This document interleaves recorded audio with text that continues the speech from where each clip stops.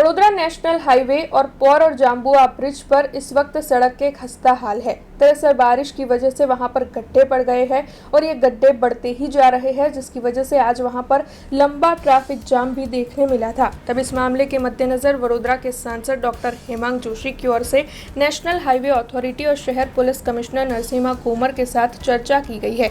बीते 5 दिनों से बारिश के मद्देनजर यहाँ पर सड़कों के खस्ता हाल हो गए हैं और ट्रैफिक की समस्या खड़ी हो रही है।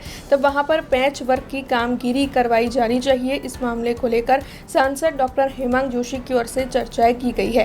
हालांकि पैच वर्क की कामगिरी तभी हो सकती है जब बारिश बंद हो। तब सांसद डॉक्टर हेमांग जोशी की ओर से जैसे ही बारिश बंद हो यहां पर कामगिरी करवाने की सूचना देते हुए ताकीद की गई है। છેલ્લા 4-5 દિવસથી ભારે વરસાદના કારણે વડોદરા નેશનલ હાઈવે અને આ નેશનલ હાઈવેના જે સાંકડા બ્રિજ છે, ખાસ કરીને પોર અને જામવા, ત્યાં રસ્તા જર્જરિત થયા છે।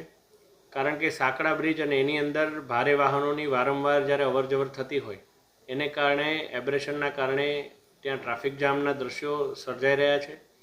છેલ્લા અઠવાડિયામાં ઘણા બધા નાગરિકો ત્યાંથી પસાર થતા તમામ મુસાફરોના પણ મને ઘણા સંપર્ક થયા છે અને એને લઈને રજૂઆતો પણ કરવામાં આવી છે અને નેશનલ હાઈવે ઓથોરિટી સાથે પણ આપણે આ બાબતે સંપર્કમાં છીએ કે કઈ રીતે વહેલામાં વહેલી તકે આનો કોઈ ઉકેલ આવી શકે।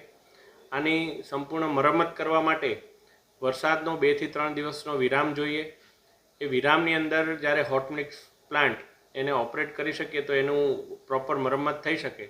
પરંતુ હાલ પૂરતા આયોજન માટે ઇટોલા અને એ જે તે બાજુથી જે ટ્રાફિક આવી રહ્યો છે એ ટ્રાફિકના સંચાલન માટે ટ્રાફિક પોલીસ સાથે પણ આ બાબતે ચર્ચા થઈ છે। માનનીય પોલીસ કમિશનર નરસિમ્हा કોમર સાહેબ સાથે પણ આ બાબતે ચર્ચા થઈ છે અને વહેલામાં વહેલી તકે આમાંથી મુસાફરોને ટ્રાફિક જામથી રાહત મળે એ માટેના પ્રયાસો હાથ ધરવામાં આવ્યા છે। हमसे जुड़े रहने के लिए हमारे YouTube चैनल को सब्सक्राइब करें और नई वीडियो की नोटिफिकेशन के लिए बेल आइकॉन को दबाएं।